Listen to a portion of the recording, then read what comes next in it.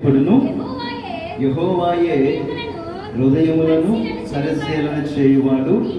చాలు చాలు చాలు. ఒకడు తనకి ఏర్పరచుకున్న మార్గం ఎట్టిదైనను అతడికి ఎలా కనపడుతుందంట? న్యాయముగా కనపడుతుందంట. ప్రతి మనిషి మన జీవితంలో తప్పైనా ఒప్పైనా ఏది చేసినా ప్రతి వారికి ఉన్నటువంటి ఆలోచన ఏంటంటే, నా వరకు నేను చేసే పని నాకు ఎలా కనపడింది? న్యాయంగా కనపడింది. నేనేది చేసిన ఎదుటివారికి అది అబద్ధం కావచ్చు, ఎదుటివారికి అది కొంచెం తప్పుగా కనపడవచ్చు, ఎదుటివారికి ఇబ్బందికరంగా కనపడవచ్చు, కానీ చేసే మనిషికి మాత్రం ఎలా కనపడుతుంది? చాలా న్యాయంగా కనపడుతుంది. అయితే ఈ మాట దేవుని బిడ్డలారా ఎంతవరకు న్యాయమే? మనం ఏర్పరచుకున్న మార్గము, మనం చేసే పనులు, మనం మాట్లాడే మాటలు దైవ గ్రంథములో ఎంతవరకు సత్యముగా ఉన్నాయి? ఈరోజు మనం అనుకుంటున్నాం, నేను చేసిన పని ఏదైనా, నేను మాట్లాడిన మాట ఏదైనా కరెక్ట్గానే ఉంటుంది అని మనం ఎంతైతే బలంగా నమ్ముతున్నామో, మనం నమ్మేది సత్యమా అబద్ధమా అనేది దైవ గ్రంథముల నుండి కొన్ని మాటలు చూద్దాం దేవుని బిడ్డలారా. ఎందుకంటే మనం ఎంచుకున్న మార్గము న్యాయమైనదా కాదనేది మనకు తెలియాలి. తెలియకపోతే మనం ఎక్కడ పడతామంటే తప్పులో పడిపోతాం. కనుక దేవుని బిడ్డలారా కొంచెం ఈ మార్గం గురించి ఆలోచించేద్దాం. 10వ అధ్యాయంలో 18వ వచనాన్ని చూద్దాం.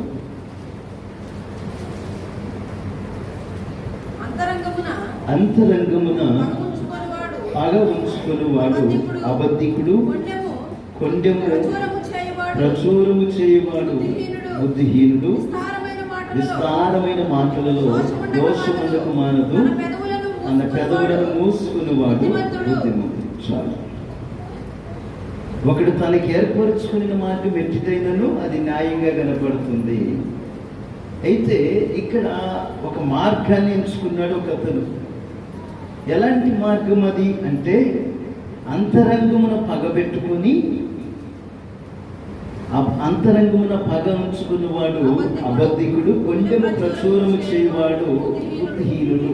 అంతరంగమున పగ అంటే దేవుని బిడ్డలు, అంతరంగమున పగ అంటే ఏంటంటే బయట బాగానే మాట్లాడతారు, మనతో చాలా ఇష్టంగా మాట్లాడినట్టు మాట్లాడతారు, చాలా సత్యముగా మాట్లాడినట్టు మాట్లాడతారు, కానీ వారి యొక్క హృదయంలో అంతా కూడా ఏముంటుందంట?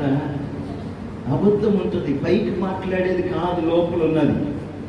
పైకి మాట్లాడేది అంతా కూడా ఏంటంటే అబద్ధమే. దేవుని బిడ్డలారా, లోపల ఏముందంటే అసలైన నిజం ఉంది. నిన్ను బట్టి ఏ ఉద్దేశం కలిగి ఉన్నాడు, నిన్ను బట్టి ఏ మాటలు కలిగి ఉన్నారు, నిన్ను బట్టి ఏ చూపులు కలిగి ఉన్నారనేది తన అంతరంగంలో ఉంటుందంట. అంతరంగంలో పగబెట్టేసుకొని మాట్లాడేవాడు ఎలాంటి వాడంట?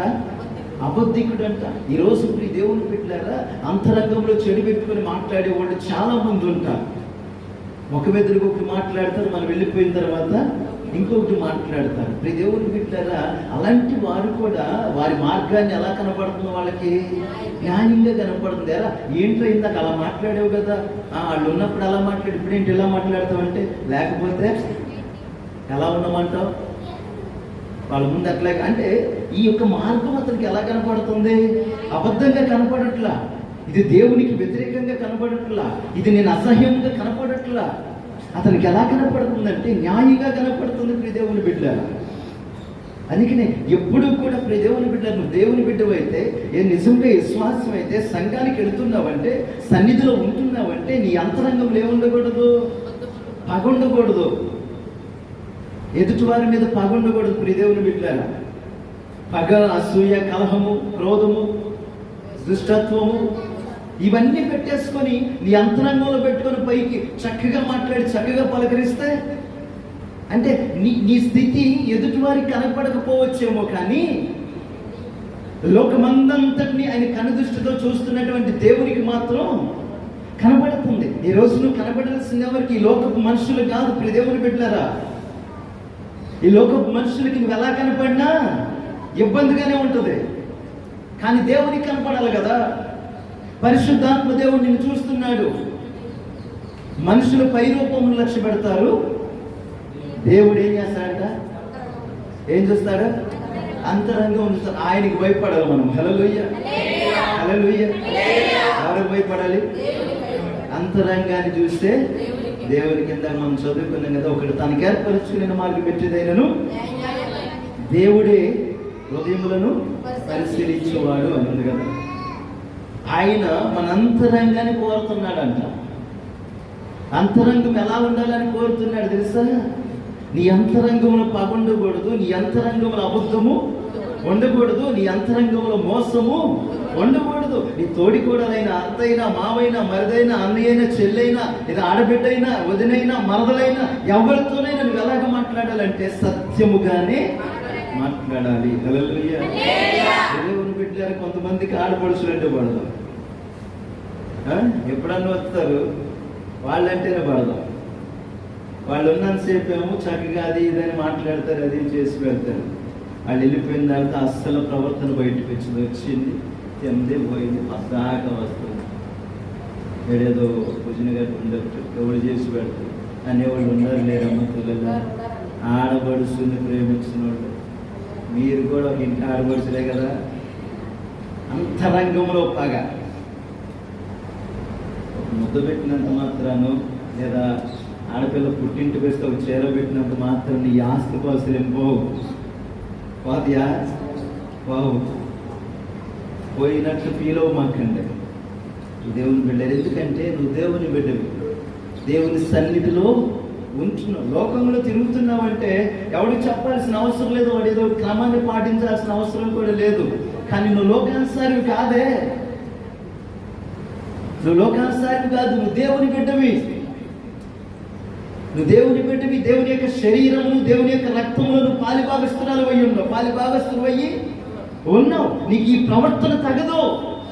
నువ్వు ఒక మార్గాన్ని ఏర్పాటు చేసేసుకొని ఈ మార్గమే న్యాయమైనది, ఈ మార్గమే సత్యమైనది, ఈ మార్గమే ఇదిగో అబద్ధం లేనిదని నువ్వు అనుకుంటున్నావేమో. కానీ దేవుడు చూస్తున్నాడు నీ మార్గాన్ని, నీ మార్గాన్ని పరిశీలిస్తున్నాడు ఆయన. నీ మార్గంలో నువ్వేం చేస్తున్నావు, ఎలాగ మాట్లాడుతున్నావు, ఎలాగ ప్రవర్తిస్తున్నావు కూడా దేవుడి సమస్తమును చూస్తున్న దేవుడు ఆయన.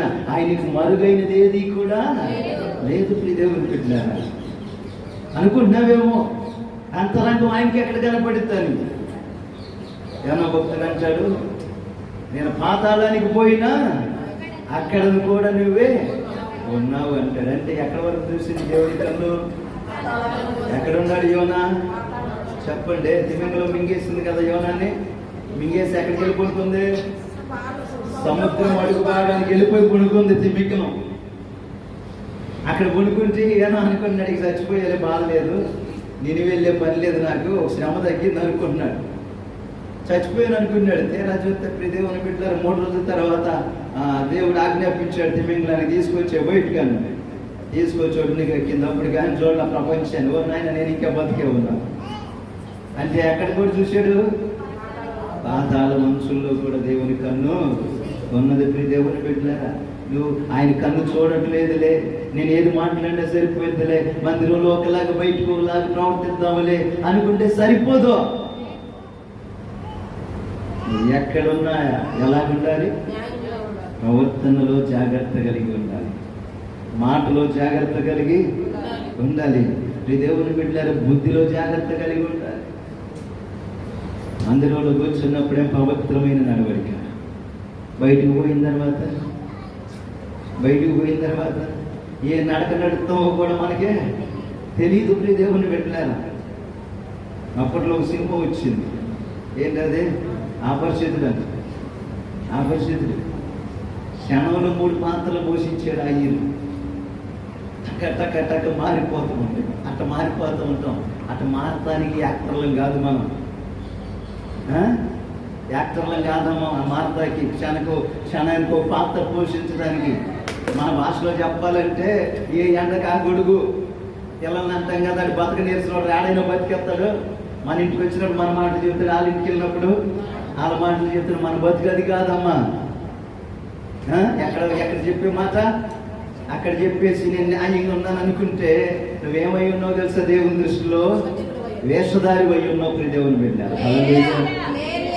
వేషధారణ బ్రతుకు దేవునికి ఇష్టం లేని బ్రతుకు. అబద్ధికులమైతే దేవుడు క్షమిస్తాడు, కానీ వేషధారి అయితే ఏముంది? వేషధారుల గురించి ఒక మాట రాయబడింది ఏంటంటే, వేషలకైనా పరలోకంలో స్థానం ఉందేమో కానీ వేషధారులకు లేదంటే ఎక్కడ.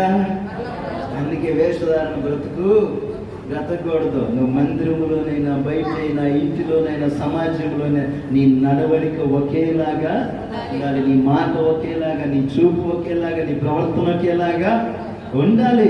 అంతేగాని ఇప్పుడు దేవుని బిడ్డలారా, నువ్వేది చేస్తే అది న్యాయం అనుకోమాక. అంతరంగం అంతా ఇప్పుడు ఏమైపోయింది? అంతరంగం అంతా కూడా చెడిపోయింది. పైకి మాత్రం ఎలా కనపడతారంట? భక్తి పరులుగా కనపడతారంట. అంతరంగంలో పగబెట్టుకుని బల్లను సమీపించేవాళ్ళు అన్నారు. శాపం ఇది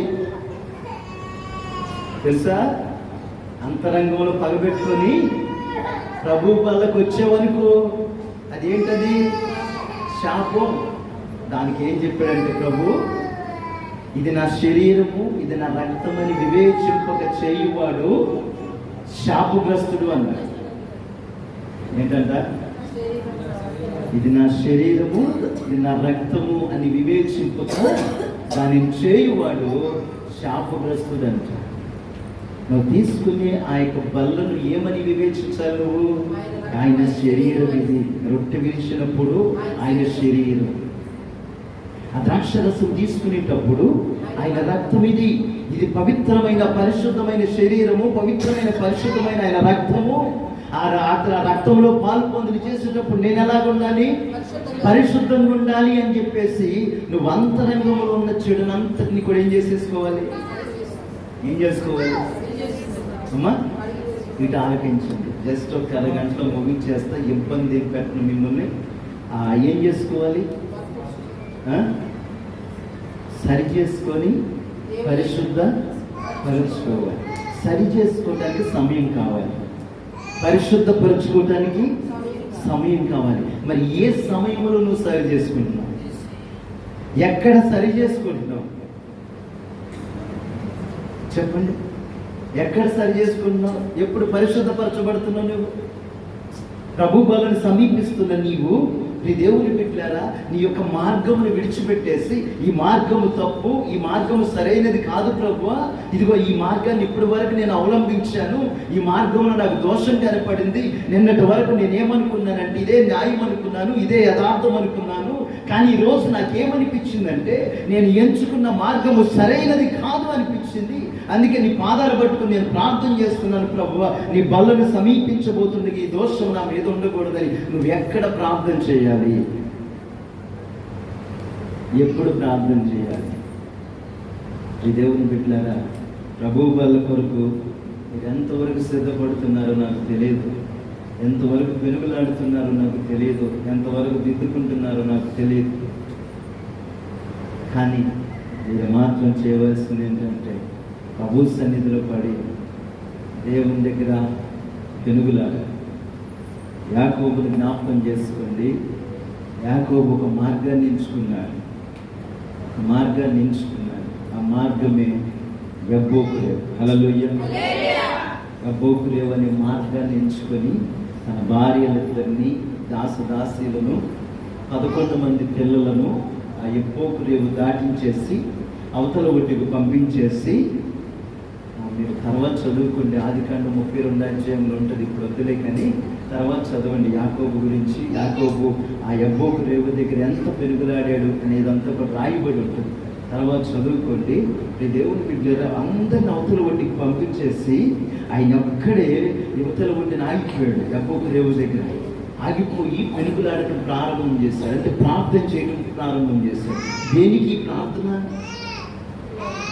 దేనికి ప్రార్థన అంటే ఆయనకి మనసులో ఒక వేదన పుట్టుకొచ్చింది. యాకోబుకి ఒక వేదన పుట్టుకొచ్చింది. ఏంటి ఆ వేదన అంటే, ఇంతకాలం కూడా నేనేం చేశాను? ఇంతకాలం కూడా నేను మోసకరంగా బ్రతికాను, ఇంతకాలం కూడా అబద్ధంగా బ్రతికాను, ఇక మీదట ఈ మోసకరమైన బ్రతుకు కానీ అబద్ధకరమైన బ్రతుకు కానీ నాకు అవసరము లేదు. ఏం చేసినాయి ఈ బ్రతుకులు రెండు ఏం చేసినాయి అంటే అన్నకు దూరం చేసినాయి, రెండోదిగా మామకు దూరం చేసినాయి. అంటే సమాధానాన్ని దోచేసినాయి, అబద్ధము మోసము. ఏం దోచేసినాయి? సమాధానాన్ని. ఏమేమి దోచేసినాయి? అబద్ధము మోసము. నీలో అబద్ధం ఉన్నా మోసం ఉన్నా నీకేముండదో తెలుసా? సమాధానం ఉండదు, శాంతి ఉండదు. ప్రియ దేవుని బిడ్డలారా, భార్య భర్తతో అబద్ధం చెప్పింది అనుకో, ఈ భార్యకి ఏముండదు? సమాధానం ఉండదు. భర్త భార్యకి అబద్ధం చెప్పాడు అనుకో, ఆ భర్తలో ఏముండదు? సమాధానం ఉండదు. ఎందుకు ఉండదు? చెప్పినోడు బాగానే ఉంటాడు కయ్యా అంటే లోపల మాత్రం కొడతానే ఉంటుంది. ఏదో ఒక రోజు అబద్ధం బయటపడిద్దేమో. స్వేచ్ఛగా నవ్వలేడు, స్వేచ్ఛగా సంతోషించలేడు. అంటే ఏం కోల్పోయాడు? సమాధానం కోల్పోయాడు. లేదు యాకోబుకి. అది లేకపోవటం వల్ల నేను ఎంచుకున్న మార్గం సరైనది కాదు, నేను ఏరు దాటి వెళ్ళిపోయినా ఈ అసమాధానం నన్ను వెంటాడిద్ది అని చెప్పేసి ప్రియ దేవుని బిడ్డలారా ఆ మార్గంలో నుండి బయటకు వచ్చేసాడు. తనకు తాను ఏర్పాటు చేసుకున్న మార్గంలో నుండి బయటకు వచ్చేసి ఇక యబ్బోకు రేవు దగ్గర కూర్చొని మోకాళ్ళు ప్రార్థన చేస్తున్నాడు. ప్రార్థన చేస్తూ ప్రభువుని అడుగుతున్నాడు, ప్రభువా నేను ఎంతకాలం మోసకరంగా బ్రతికాను, అబద్ధం బ్రతికాను, నాకు నేనదే న్యాయం అనుకున్నాను, నేను వెళ్ళేదే యథార్థం అనుకున్నాను, ఇదంతా కూడా ఇప్పుడు నాకు ఎలా కనపడుతుందంటే అబద్ధంగా కనపడుతుంది నాయన. ఇదంతా కూడా నన్ను నాశనం చేసేదిగా కనపడుతుంది. ఎందుకంటే దేవుని మాట రాయబడింది ఏంటంటే సామెతల గ్రంథం 16వ అధ్యాయంలో ఉంటుంది, ఇదే మాట ఉంటుంది, ఒకడు తనకు ఏర్పరచుకున్న మార్గం ఎట్టిదైనను అది తొదుకు మరణంలోనికి తీసుకెళ్తుందని రాయబడింది. ప్రియ దేవుని బిడ్డ చూస్తారా మాట?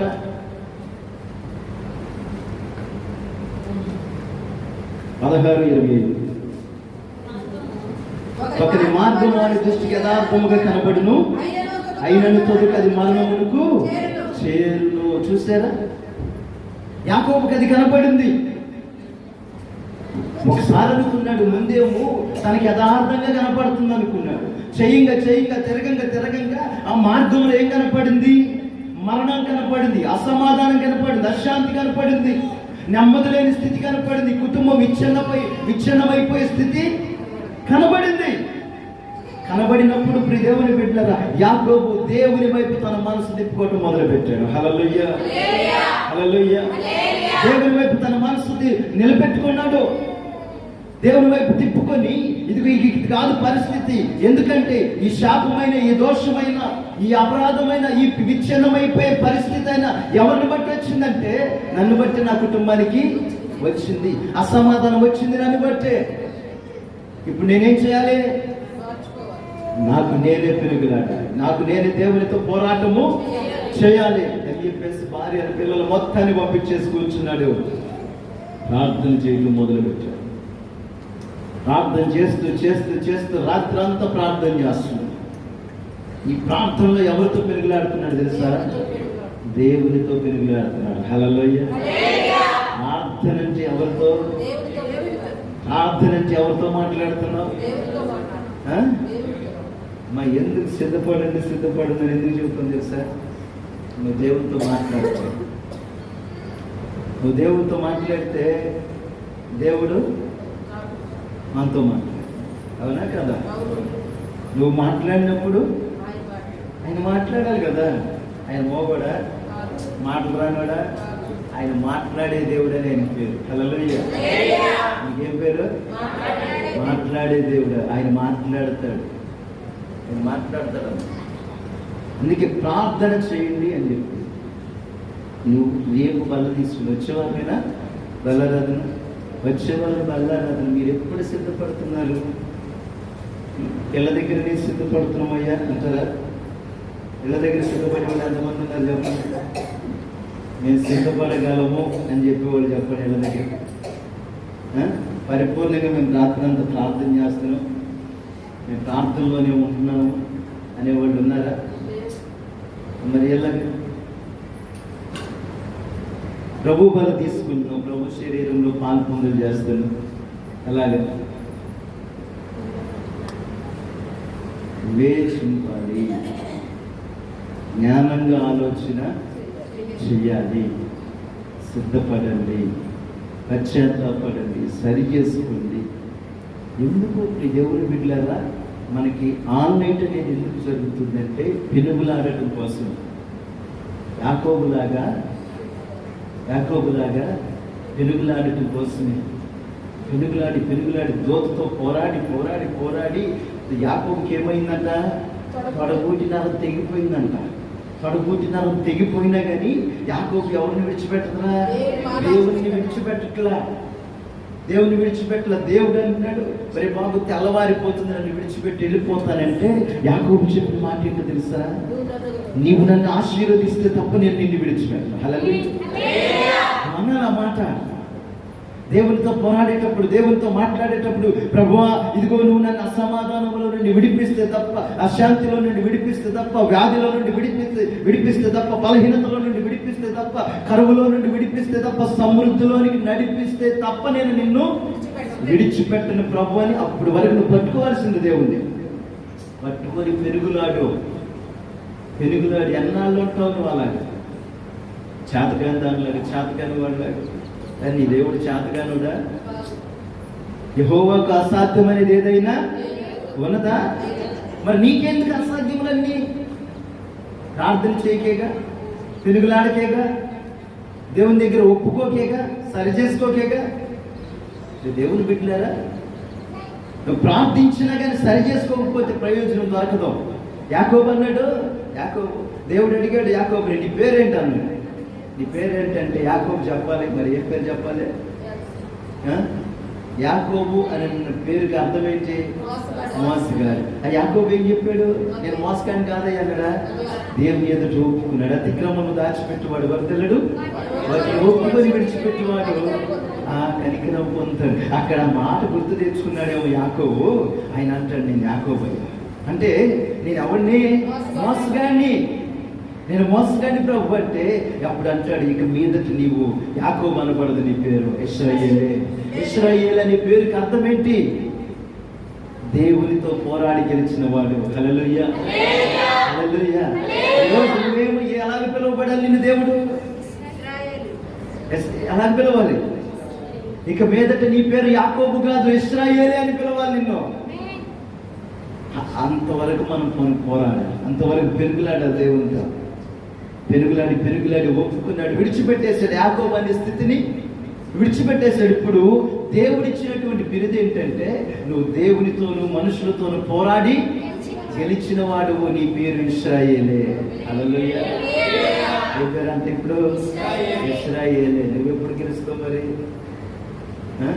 మనుషులతోనే గెలవలేకపోతున్నావయ్యా, దేవునితో ఏం గెలుస్తావు అంటారా? ఏమ్మా, మనుషులతో పోట్లాడాలి, దేవునితో ప్రార్థన చేయాలి. దేవునితో పోట్లాట ఉండదు, ప్రార్థనే ఉంటుంది. మనుషులతో పోట్లాటలు ఉంటాయి, వైరాలు ఉంటాయి, క్రోధాలు ఉంటాయి, కోపాలు ఉంటాయి.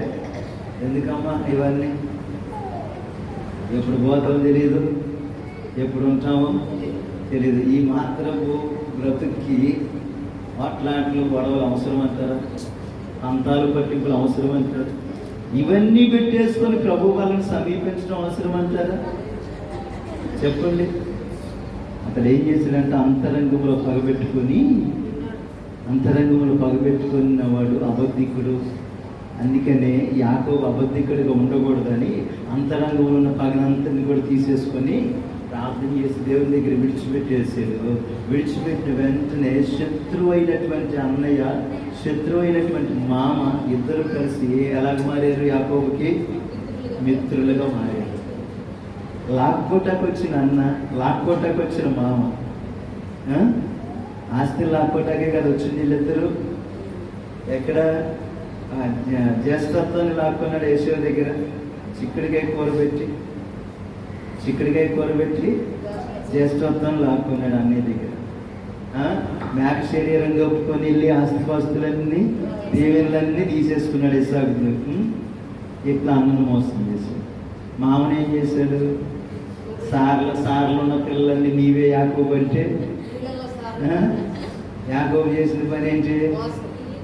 అన్ని సార్లుగా పుట్టేటట్టు చేసాడు.